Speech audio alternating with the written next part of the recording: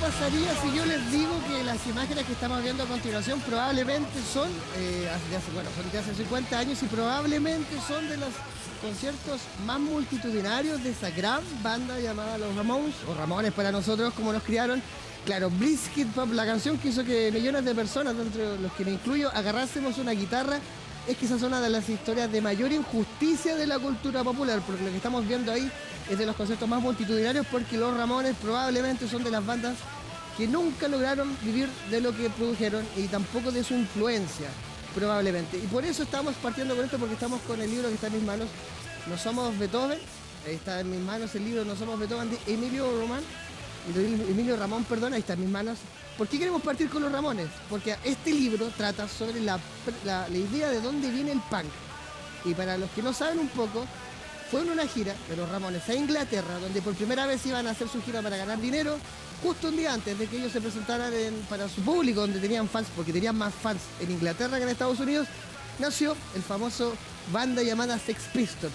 Desde ahí que viene esta idea sobre si el punk básicamente es un movimiento cultural o fue un producto envasado, como fue detrás del manager de los Sex Pistols. Estamos acá para hablar de esto, de No Somos Beethoven, genealogía del punk. Emilio, ¿cómo estás? Muy bien, muchas gracias. Partamos desde la base. La primera mito que siempre se habla que el punk fue un movimiento hecho desde los Sex Pistols, que para la gente que no sabe fue todo un discurso armado. Y justo en la gira de los Ramones, cuando se van a presentar ese mismo día, cuando era su noche, en la tarde los Sex Pistols salen en televisión criticando a la reina. Y desde ahí que viene esa idea. ¿Cómo nace la idea y cómo le explicamos a la gente que no tiene mucha cercanía con un estilo musical de unas imágenes de más de 50 años, 50 años de hecho, desde esas imágenes, de dónde nace el punk? Bueno, el punk es un concepto que es bastante abierto en realidad a interpretaciones. De hecho, dentro del mismo punk hay muchos micromovimientos. Hay algunos como más duros, más hardcore, más políticos. Hay otros que son más de fiesta, etc. Pero si vamos a hablar, por ejemplo, de estos próceres donde supuestamente nace el punk, Ramones, Sex Pistols, siempre ha estado como esa discusión entre Nueva York y Londres. La gente de Estados Unidos suele decir que el punk ya era toda una escena en Nueva York antes de que explotara comercialmente en Londres, y al revés, los londinenses suelen decir que lo que pasaba en Nueva York son antecedentes, pero no era netamente punk, y que el punk nace con Sex Pistols. Entonces ha estado, como tú dices, esa discusión siempre presente, y este libro lo que hace es un poco tomar estas bandas de Sex Pistols, Ramones, Clash, etcétera, y hacer un recorrido inverso. Esta toma los 20 años previos a esta explosión. A eso mismo te iba a llevar. Claro, y cómo esta música de esos 20 años previos a esta explosión repercute o explota en los dos lados del Atlántico. A eso te iba a llevar, porque claro, tú dijiste CBGB, estamos hablando del Nueva York de los finales del 76, un Nueva York que no es en la ciudad de hoy día, o sea, están en mucha... La biografía de Johnny Ramones, de hecho, es pornográfica, usando un término, porque es bestial lo que él contaba. O sea, no había para comer en Nueva York, era más fácil encontrar agujas con heroína en la calle que encontrar, no sé, un basurero. Era otro mundo, y era un pueblo donde había mucha comunidad de jóvenes judíos, básicamente, donde eran todos que habían arrancado de sus casas.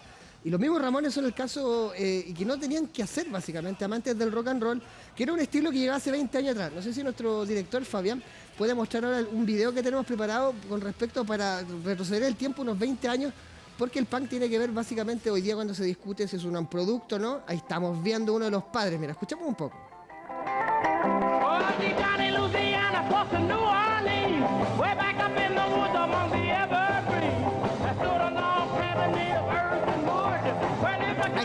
Ahí está, el gran, ya estamos de pie, si podríamos ponernos de pie, ¿no? Chuck Berry. Yo aquí quiero hacer un acto de justicia, porque cuando vino este señor acá hace un par de años atrás, bueno, hace más de 10 años, fue bastante criticado porque no se retiraba. Yo estuve en ese recital y tuve la ventaja de tener vista parcial, y les puedo dar fe. Primero, uno decía en ese concierto que ya se retire, que le gusta la plata a Chuck Berry. Chuck Berry se movía más que su banda de apoyo, teniendo 40 años más. Y lo segundo, yo me fijaba por si le olvidaban las letras, Chuck Berry cuando vino, que hizo lo que quiso cuando pudo. Y eso fue una historia desde el principio hasta el fin. Yo recuerdo cuando él vino a Chile hace un par de años atrás, al tipo tenía las típicas letras, porque él ya era anciano, para ir leyendo sus letras, y si le apagaron los prompters. Entonces el tipo se perdía porque no salían las letras y pese a eso lo daba todo. Y eso habla un poco de lo que era Chuck Berry del principio al fin, porque una cosa es hacer lo que tú quieres a los 80 años, después de haber inventado todo, a hacerlo cuando tienes 20 años, como lo vemos ahí, cuando eras negro, en una ciudad mucho más racista que ahora, ya, que de hecho ya es racista aún, pero hace 70 años atrás hacer eso era un acto de rebeldía total, ¿o no? O sea, Chuck Berry y otros próceres del rock and roll fueron realmente muy escandalosos para su tiempo. Para nosotros este tipo de música, el rock and roll cincuentero, puede ser como algo que tenemos muy incorporado y puede ser hasta puede sonar hasta inofensivo, pero para la época fue muy, muy alta la vara que ellos subieron, sobre todo tipos como Chuck Berry o Little Richard, que además tenían, como tú decías, una barrera racial. Eran tipos que venían de contextos muy pobres, en el caso de Little Richard, de contextos realmente marginales, por un montón de cosas, no solo raciales y económicas, sino también relacionadas a su orientación sexual. Entonces, aparecer con esta música que es muy energética, que tiene 3 acordes, en el caso de Chuck Berry, que tiene canciones que van directamente con letras que van incluso directamente contra el virtuosismo. Roll Over Beethoven, por ejemplo, que es la canción que da un poco el título de este libro, tiene esa idea de no necesitamos ser Beethoven, acá viene el rock and roll, vienen los 3 acordes y que una idea que el fan también toma a su manera.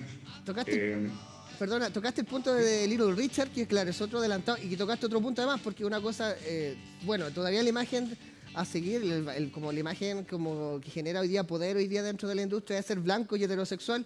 Little Richard era todo lo contrario y estaba previo a Chuck Berry. Pero ahora vamos al otro, estábamos viendo a Bobby Fuller, con una fotolog, que tiene que ver también con la influencia ya de, básicamente, ya lo que se pone el pre-punk, que tiene que ver con el rockabilly. Básicamente que tiene que ver con esto de hacer algo diferente. Ahí estamos viendo, mira, veamos un poco a Little Richard.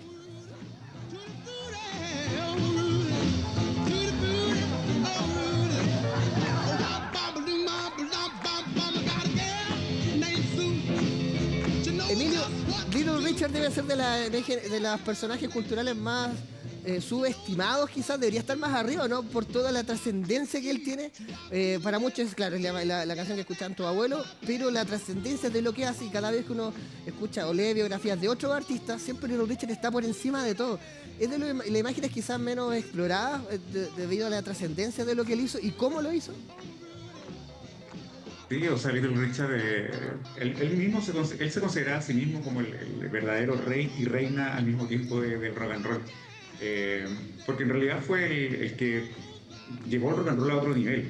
Porque Elvis Presley, que empieza jugando algo más rockabilly, pero el rock and roll tal como lo conocemos, con los instrumentos que lo conocemos, etc., Little Richard es el que lo populariza con la canción Tutti Frutti. Si bien también es discutible cuál es la primera canción del rock and roll, porque hay algunas anteriores que se parece, está alguna del mismo Elvis, de Bill Haley, etc. Pero él es el que lo hace explotar y le mete una sexualidad que hasta ese momento no tenía por dónde. El mismo Elvis también lo hizo moviendo las caderas. Y Little Richard, que efectivamente, dicho raro para la época por donde se le mirara, por su color de piel, por su personalidad, era voyerista, era homosexual, hacía estas letras rarísimas. Tú disfrutas una canción que la versión original es muy distinta a la que terminó grabándose. Y sí, efectivamente, tipos como Mick Jagger, James Brown, etcétera, para ellos Little Richard es todo. Es realmente el personaje al que miran hacia arriba. Y en ese sentido, Little Richard, claro, está un poco menos conocido, menos valorado, al menos mediáticamente, que otros como Elvis Presley, por ejemplo. Emilio, retomando lo que decíamos, bueno, tenemos el pre-punk, básicamente, que tiene que ver con, yo creo que coincidimos que son básicamente artistas que hacen arte a raíz de que muchas veces no tenían otra opción, otras veces por inspiración, como la bandera de lucha, como el caso de Little Richard, Chuck Berry, y que tenían cosas que perder también, pese a que no tenían mucho dentro de una sociedad donde les tocó vivir, ya con lo poco que tenían mucho más que perder y ser humillados. ¿Qué pasa cuando básicamente esta forma, esta música de ellos influencia a los que sí tenían una situación más acomodada? Aquí yo pienso en el caso de los mismos de Clash, los mismos de Sex Pistols, que son tipos que toman conciencia de las influencias de otros tipos y le dan otro salto, y finalmente son ellos los que terminan llevando esto al mainstream. ¿En qué momento se puede hablar de punk desde tu punto de vista? ¿Desde el sonido, desde el mensaje o desde la masividad? O sea, desde mi punto de vista, yo creo que es una mezcla de todo eso, porque el punk como sonido es bien difícil de definir. O sea, si uno escucha un disco de el London Calling o de Clash, por ejemplo, y escucha el primer disco de Ramones, y escucha un disco de Genesis, es difícil como decir, ya, es dar una definición del sonido. Pero sí hay como ideas de sonido que tienen que ver con el minimalismo, con la fuerza, con la intensidad, que son ya más puntos en común. Y eso también tiene que tener que ver con un poco con este discurso de ir en contra de algo, ya sea en contra de la autoridad del papá, ya sea en contra de mi jefe que me hace trabajar, ya sea en contra de la música anterior que era muy virtuosa o muy aburrida. Y además tiene también todo un elemento estético que se establece ya a mediados de los 70 y después ya explota en Inglaterra mediáticamente en los 70. Entonces yo creo que es un poco una mezcla de todo eso.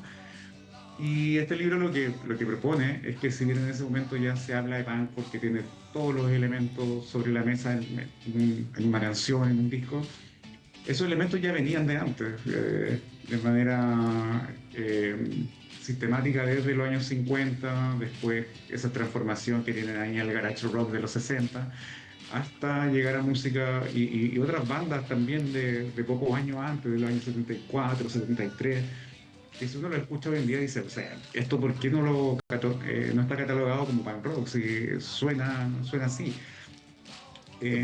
Ahora, personalmente yo creo que hay canciones de Stooges, de Iggy Pop y los Stooges que ya uno difícilmente puede decir esto no es punk rock.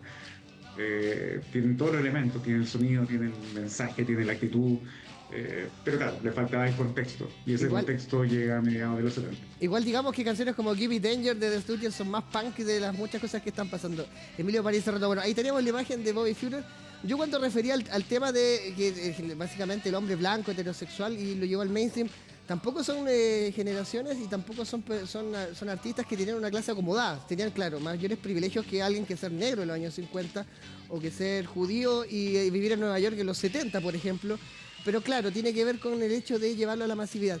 Emilio Ramón, se van a cumplir 50 años el próximo año con respecto a toda esta oleada del punk. Para cerrar, ¿por qué leer tu libro hoy en día y por qué es interesante y cómo tomar desde el punto de vista ya casi 5 décadas después lo que fue la irrupción del punk? Yo creo que es un libro que vale la pena leerlo primero porque cuenta una historia que no está contada, que es la historia del punk antes del punk. Y en el camino, mientras va contando su historia, rescata muchos artistas, como el mismo Bobby Fuller y muchos más que hay en el libro, de Sonic, mismo Iggy Pop y los Stooges, que no tienen mucha cobertura o no se ha hablado mucho de ellos, al menos en Chile. Entonces es un libro que permite contar esta historia previa, una historia nueva, pero al mismo tiempo permite ir conociendo otras canciones, otra música. Trae unas playlists también de bandas desde los años 50 y no solo también de Elvis Presley, Little Richard, etcétera, sino que también de otros artistas que eran de lugares mucho más marginales de Estados Unidos y que grababan en sus propias casas. Lo mismo en los años 60, todas estas bandas de garage que grababan en una toma, en vivo, dentro de un estudio, y todas esas bandas están acá en este libro. Se pueden escuchar también ahí en las playlists que trae el libro, trae 3 playlists para conocerlas en el caso de que hayan algunas que no conozcan. Y todo eso está ahí como conjugado también con las referencias que va haciendo, como y esto después lo hicieron los Sex Pistols, o esta canción la tocó de Clash, o esta canción la hizo Ramones. Entonces va haciendo esos nexos también durante todo el recorrido. Gran libro y gran investigación. Emilio, Ramón, muchas gracias por esta entrevista. Muchas gracias a ustedes. Ahí está. Saludos. Básicamente, muchas gracias. Ahí está. Gran libro, No somos Beethoven, para que la gente vea y compare la relación de la cultura actual con la de hace 50 años. Y bueno, si se quiere seguir informando, los invitamos a que sigan acá, en las pantallas de CNN Chile.